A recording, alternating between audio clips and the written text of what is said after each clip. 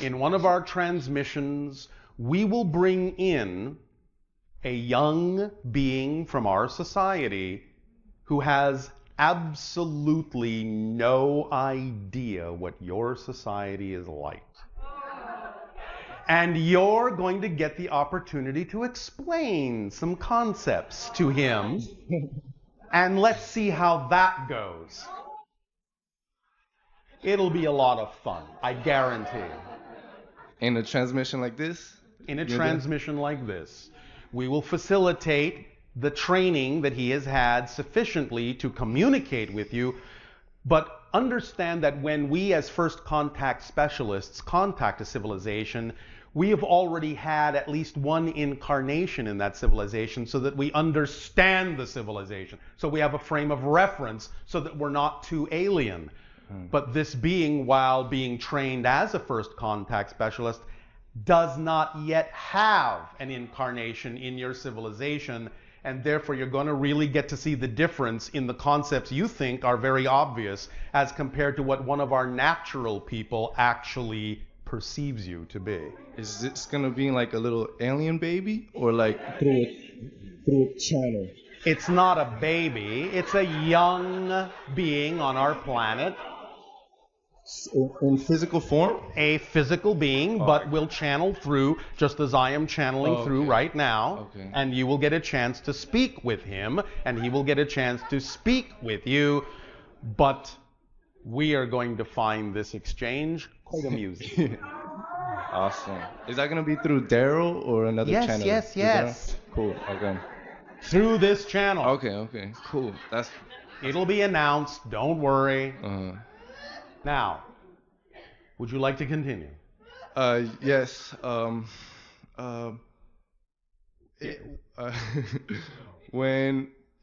Okay, so follow your excitement. I love the concept. Follow your excitement to the best of your ability with zero insistence on the outcome. Many of you forget that third part quite conveniently. That's the whole formula. That's the formula that opens excitement up as the complete kit. No resistance. All right? What if you feel like you have to do something? Such as, for example? Okay, I guess I'll use my life specific. Well, thank you. That would probably be best. Since that's the life you're living. Yeah. So there's one guy, right?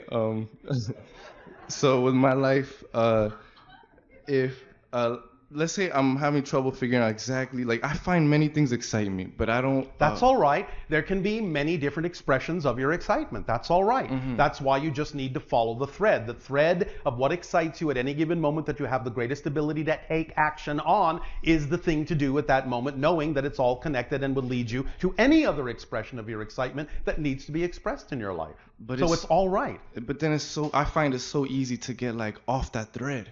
And then I get... Why? Off what thread? If you're following the thread, how can you be off it? Because let's say I'm with a group of people or family or something, and I feel like maybe I really want to do that. And do what? Do something totally different, run off, I gotta go do that. And all right, and that's I don't want fine. But then I feel that pressure.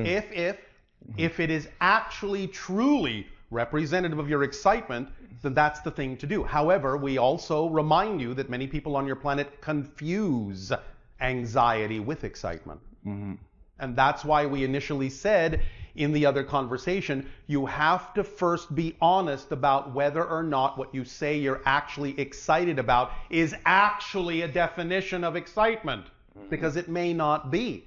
You may be in denial about things and wanting to go this way and go that way because there's something else you don't want to look at within yourself, and then calling it excitement so you have an excuse to go do something else and not pay attention to what you really need to process. You have to decide whether that's what's happening or whether it is truly representative of your highest excitement. And also ask yourself, why, if you have a real definition of excitement, a true definition of excitement, which, by the way, in the complete kit is also the organizing principle of your life. Remember that? As one of the tools in the kit. So if that is one of the tools in the kit, the organizing principle that allows synchronicity to bring you what you need exactly when you need it, in the order you need it, Why would you create a definition of excitement that piled those things on top of each other so quickly that you couldn't finish one or two of them? That may not be a definition of excitement if you don't actually have time to enjoy what it is you're excited about. So pay attention to the fact that you may be creating a definition that is not actually purely a definition of excitement, with certain assumptions that you have to go hither, thither, and yon in order to be expressing excitement and running around with your hair on fire, which isn't always necessarily an indication of excitement. So the best solution to that is just be as present as you can be. Be as present as you can, because remember, there are many expressions of excitement, and sometimes even being in a balanced state of meditative peace can be a complete expression of excitement. Mm-hmm. So there's no rush. Are you in a hurry to get somewhere? No, but I feel like I easily get frustrated myself. I understand, but that's the clue right there. When you say, I feel I easily get frustrated, it's because you have a definition that creates the feeling of frustration. If you understand that all feelings exist only because of something you believe to be true first. Mm-hmm. You can't have an emotional response to something that you don't believe in. Mm-hmm. So if you have a certain emotional response, that's an indication. That's your first clue that that response has to be intimately connected with a definition that is generating that response. So if that's the case, you take a moment, you take a breath, you take a pause, and you allow yourself to ask the questions from one direction or another. A, what would I have to believe is true about myself in this situation in order to feel the way I do? That's one way to ask the question. Mm-hmm. Another way to ask the question, because we understand that many of the definitions you may be holding on to might be fear-based, is to actually use the fear to your advantage and ask the question from the reverse angle, which is, if I really allowed myself to be who I truly prefer to be, what am I most terrified will actually happen? One way or another, when you ask the question from one direction or another, if you're willing to hear the answer, then in some way, shape, or form, the answer will be presented to you, whether in your life when you're awake, when you're dreaming, synchronicity, one way or another, the answer will come if you're willing to hear the answer. All right? Yes. So anytime you have a feeling that you feel uncomfortable with, stop and ask the question, what would I have to believe is true about myself in order to feel this way in this circumstance? And then listen. You'll get the answer if you're willing to hear it. But the only thing that would keep you from being willing to hear the answer is if you have another belief that says, if you find out that answer, it's going to be horrible, and you're going to find out that your worst nightmare is actually going to come true. This is what we'll be talking about tomorrow night, about one of the tricks of negative beliefs. As we said in a session called Angels and Demons, negative beliefs are the father of lies. You understand? That's that biblical phrase, and that's actually what the biblical phrase means. It's referring to the idea of the negative beliefs that have the sole duty and the structure of convincing you that there is no other possible belief. So they will say anything to get you to stay in that state because that's their job.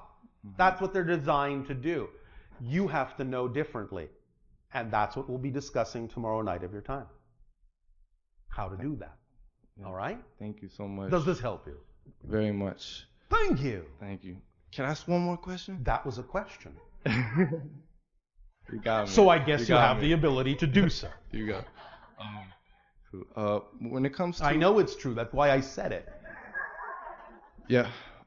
When it comes to prayer, Yes.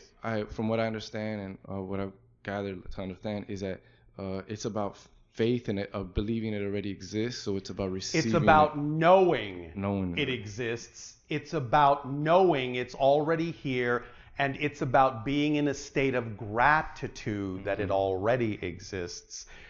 You have to pray as if it's already a done deal, not for something you want, because then that keeps it out there in the wanting state.